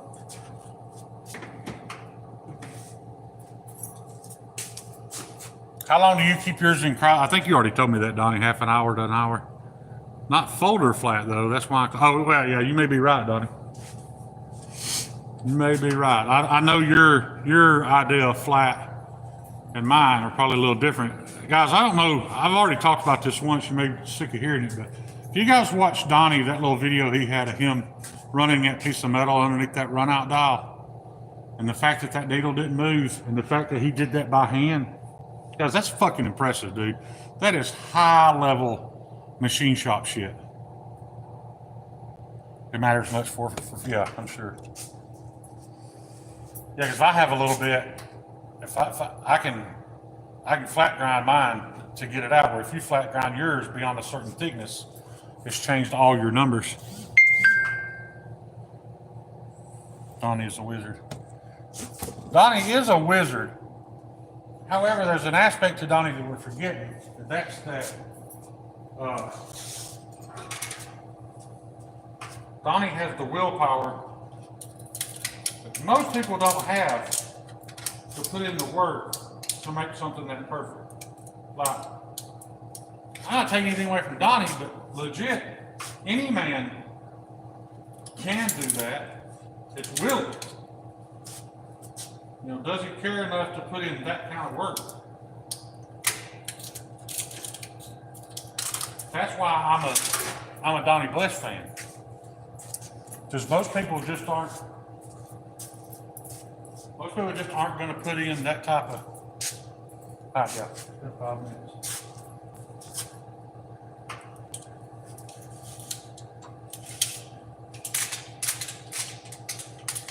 And you know I got a good clamp. You can see the impression of the knife in the.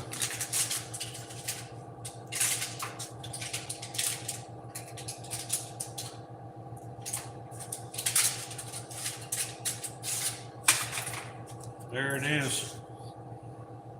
Straight out of winch.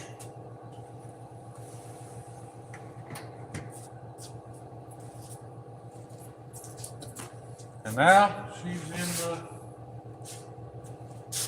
Pro. That's 2 down.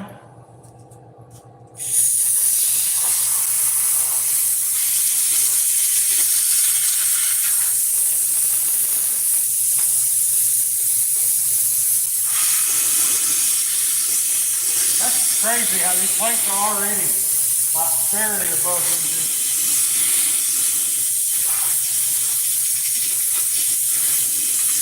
You'd think if it sucks the heat out of the steel that fast, it would retain some heat in aluminum, but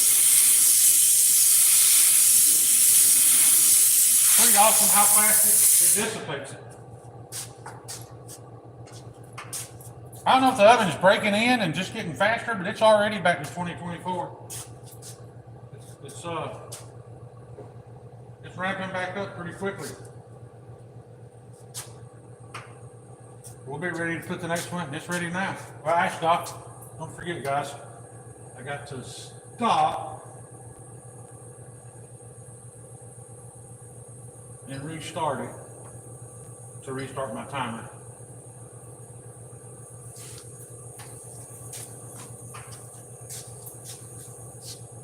Just being off for 2 seconds, it dropped 25 degrees. We'll let it get back to 2025. Put it in there.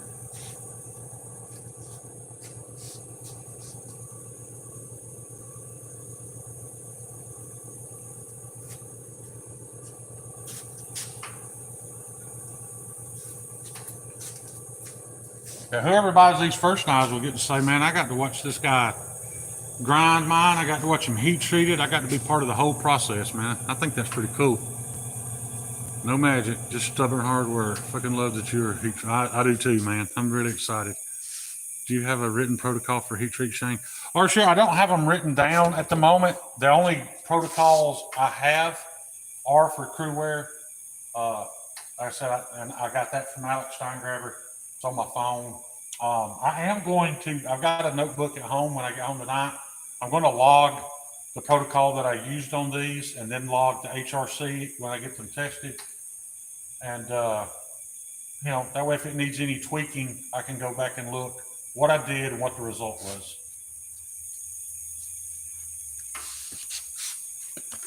That's almost back.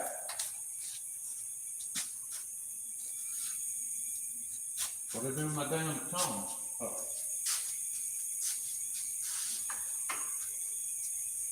I literally need one of those damn aprons with pockets in it so I can just put everything in it. Anytime I set something down, I have to search for it. All right, guys, here we go.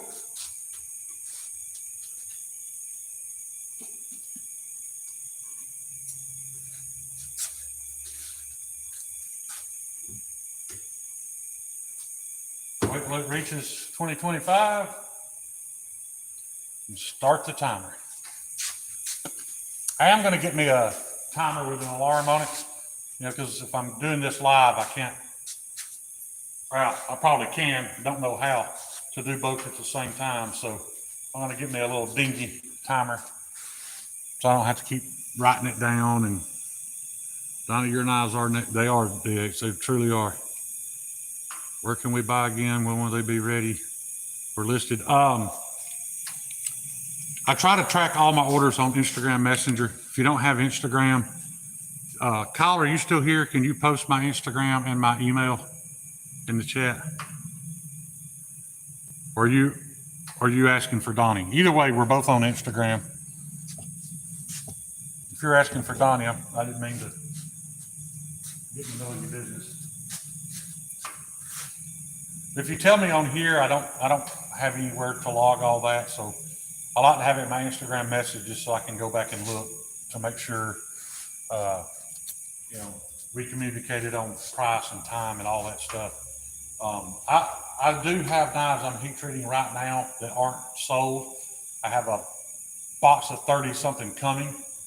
Um, Price ranges anywhere from 150 to $300 depending on, you know, materials you want and things like that.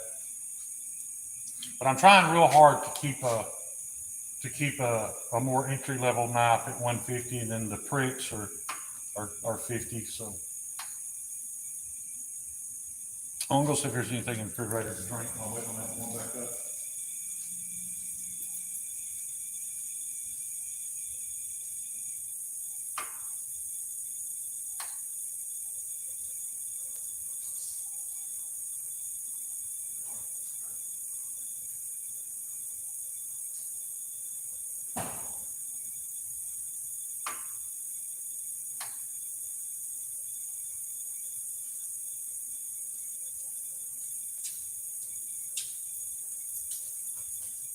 Ain't nothing in there but cold beers. I'm gonna have one, not because I want a beer, because that's all there is. That, and I know I'm not drinking Meathead's beer. Meathead would not be drinking Busch Light; he'd be drinking Natty Light.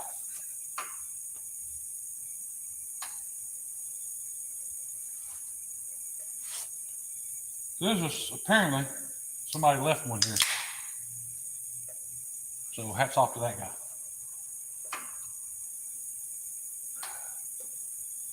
Donnie, how hot does the exterior of your oven get? Like mine on top, it's just pretty hot, but the sides where the elements are, like you can touch it bare skin and it not sizzle or burn you immediately, but you immediately know to move your hand. Like you know it's going to get painful really quick. Guys in the chat, I wasn't able to keep up because I know a lot of people ask me that question and they're find out that they don't have Instagram. Did he mention following on Insta? Good deal. Thanks, buddy. Yeah, you just message me. And if you go on my Instagram, you look, there's some pinned pictures. Those are models that I can make at any time. Here in the next week or so, I'll even have some of those in inventory.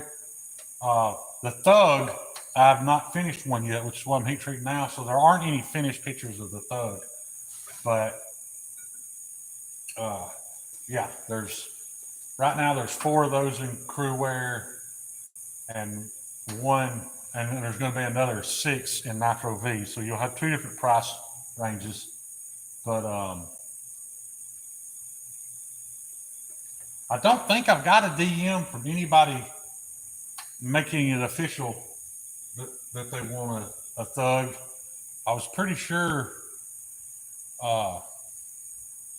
Aiden said he wanted one, but I thought he said he'd get with me in a week or 2. I'm not positive. I think I'm hoping it's gonna be my best seller. I really like it, man. For those of you who've only seen it in the full, but that's the Thug right there. It's 7 inches, so you can easily put it in and it's not very wide. I've been making a lot of knives that are really wide. You could carry them in your pocket, it takes a lot of room, but this one's nice and thin. So in a taco sheath, you can put it in your pocket with a little ulti clip.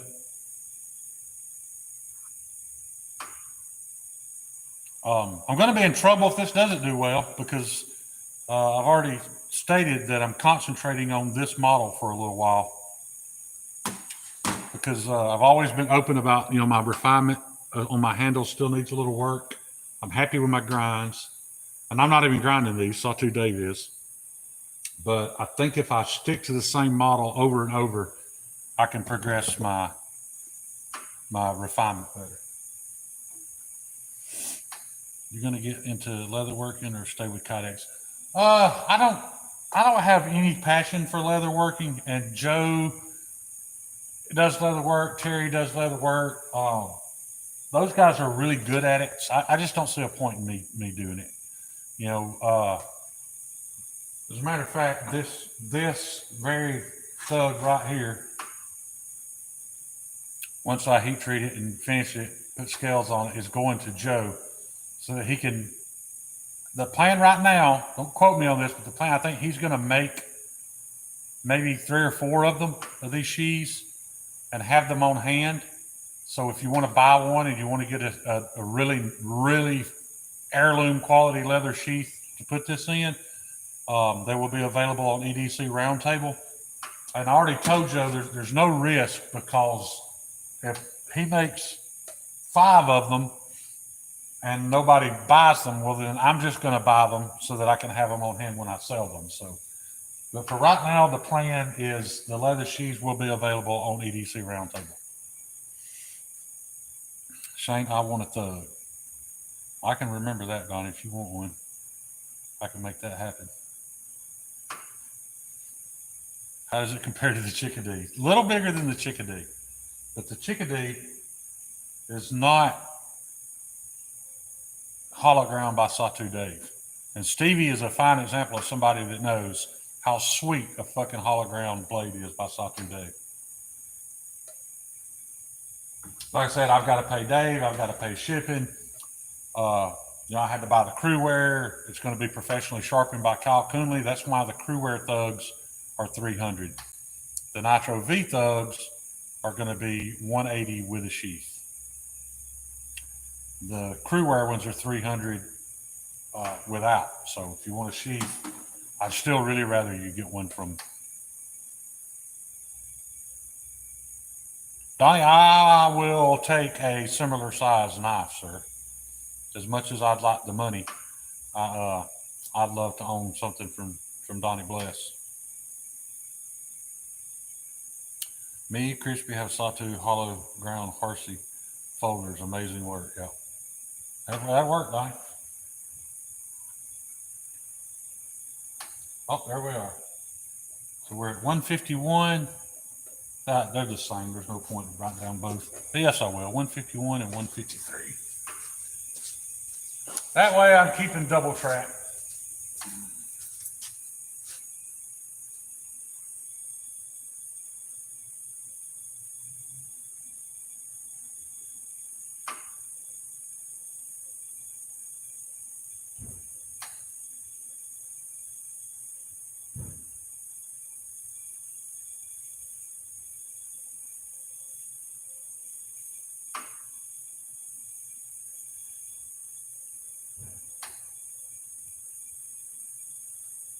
Somebody's here. I hear car doors.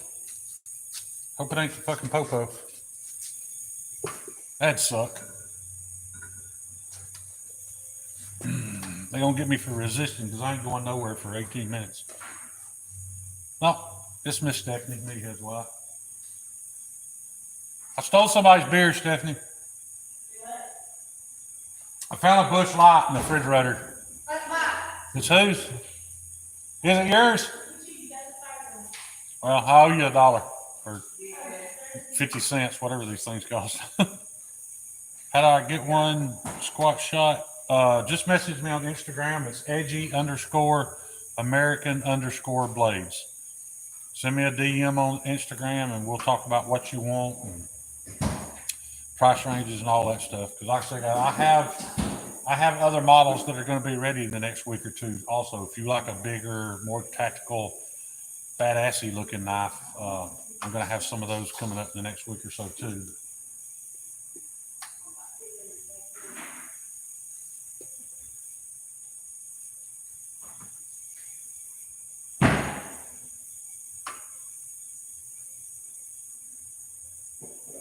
Hey, Stephanie, come here and check this out. I didn't get to use my Doers maybe because we sealed the bottom of it.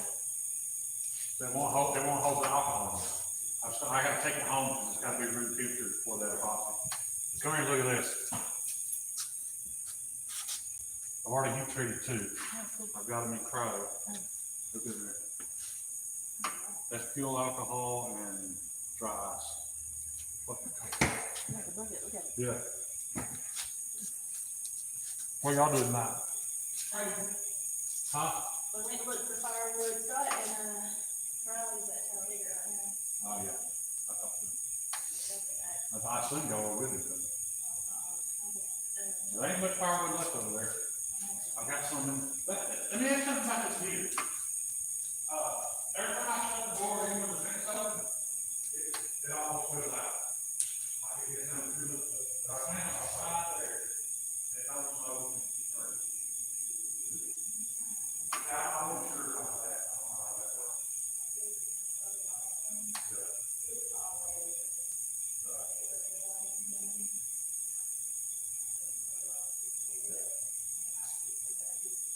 I ain't gonna lie, for a country boy, I sure struggled to get a fire going earlier. I did a grill up in about 1200. Oh, I can't tell you, I But I can't promise you what it's here. couldn't the power cut off my grill when I first got it. I busted the thermometer thing off ours one time. Yeah, it's amazing what pork fat, how much heat it'll produce. In case you guys are wondering, yes, I'm asking a woman how to get the fire going good. But she's got experience with that heater more than I do. It's I don't need it sitting right here because, you know, it's 2,000 degrees over here. So I'm pretty warm sitting here. Outlaw knife making. Will do. Subscribe. Thank you, Squat Shot. I appreciate it, buddy. Like I said, we can you get me on there later tonight or tomorrow. Either one, probably later tonight. I'll get with you and we'll talk about what you want to spend, what you want. And another great thing about, you know, me not doing production runs of knives is if you've got something in mind, something you've always wanted, whatever, we can make that happen too. So I used to be a moderator in Slingshot chats. I tried clicking on names to go to channels. Who's Slingshot? You talking about Slingshot Warrior? Is that who you're talking about? You said, oh, it just Slingshot channels. There's a guy in the knife community that I think he's more into slingshots than he is knives, but he does a little live stream every now and then. It's real small, but he's Slingshot Warrior.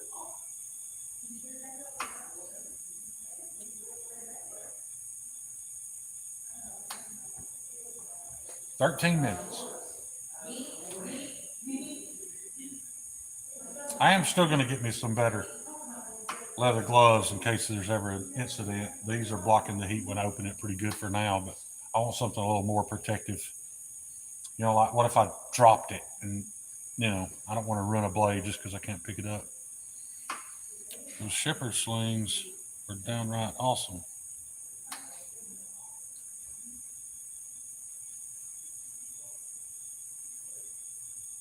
Y'all just come over to hang out by yourselves? I mean, I don't care. I wasn't aware that the women just come hung out at the South too for no good reason. Well, it's like freezing outside, even if you had a fire going in the fire pit, it ain't gonna be warm. And then sitting in the house, that's just kind of, like, I don't know what to do. Well, you are.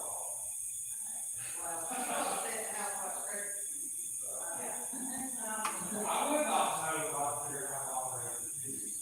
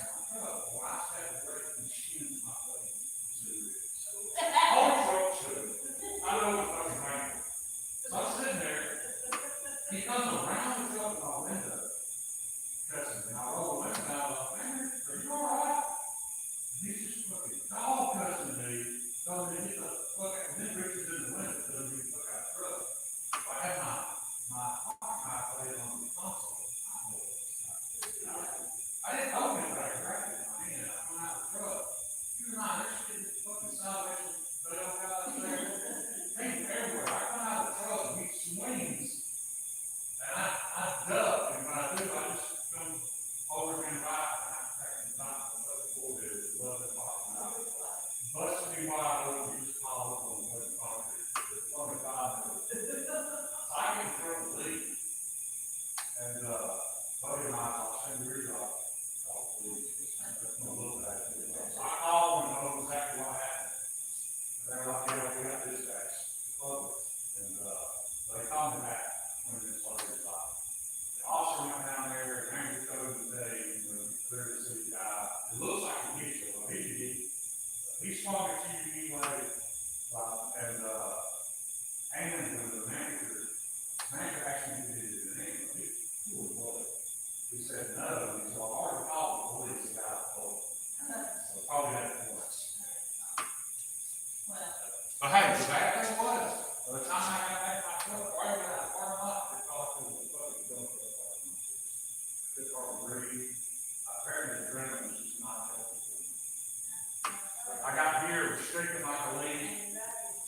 Yeah, that's why I started with fire, because when I'm in the middle of fire, sit in the fire, chill out for a little while. Yeah, it's been a hell of a day. Where are we at? 142. It makes you feel like that, but on the other side, it also kind of at first makes you feel like yeah, that's right. Yeah. It's time. Oh, 140. Yeah, we're there. All right, here we go, guys. Let's get this thing out of here.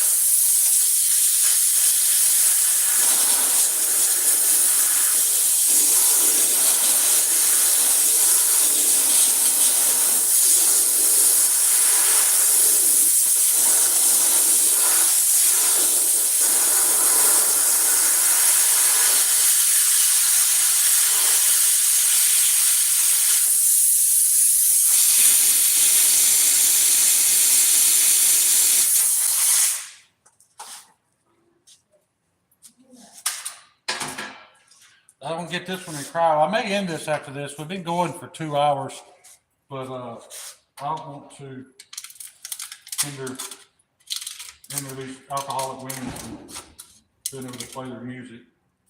And I know you two don't like it when there's music, so we'll get this one in cryo and give it a couple more minutes in the quench, and we'll call it a night. Let's see if it gets better each time you tell it. Marco, no, it just is what it is, man. I ain't bragging at all, because like I said, you can't, hard to feel like a badass when you think you're gonna die. And I ain't lying about the fact that, you know, I cheated and hit him with something, or the fact that he was smaller than me. All true. But I'm, you know, a heart patient, 53 years old. so I don't feel bad. One beer, and he's off storytelling. Yeah. Let's see, so 206, that came out. Yeah, got a couple more minutes. We'll leave it in the quench. I think from what Donnie was telling me, I don't think he leaves it in the quench plates as long. I'll talk with him about that later to see, compare notes. Steve said 3 to 5 minutes. I just figured 5. That's already not hot. Plates aren't hot. The air coming off of when I blew through there was already nice and cool.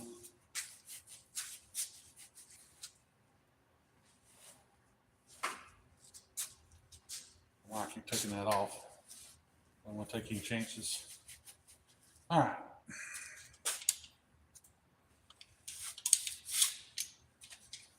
It's getting kind of repetitive at this point anyway. I just got one more to do. I'm going to get this one in the Pro. I love that vulcanized look.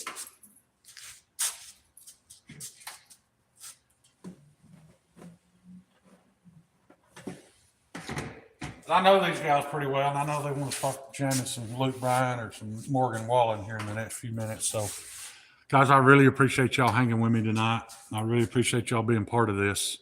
And to the people who added me on Instagram and said they want one, man, it means the world to me. So, yeah.